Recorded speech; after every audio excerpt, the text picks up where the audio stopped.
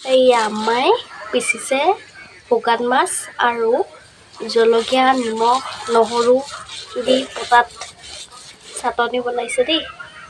আহিব আপোনালোকে খাবলৈ খাই চাব এনেকৈ বনাই।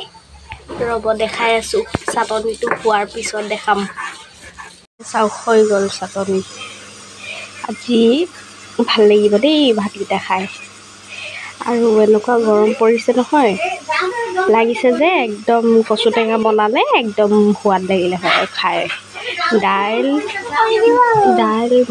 মাছৰ চাটনি আৰু ধনিয়া অকণমান দিলে আৰু ভাল লাগিলে হয় আৰু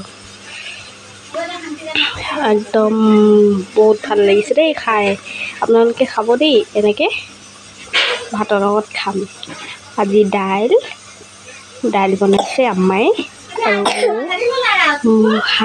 এইটো চাটনি বনাইছে আৰু আমৰ লগত চাটনি, আম পদিনা চাটনি বনাইছে আৰু এইটো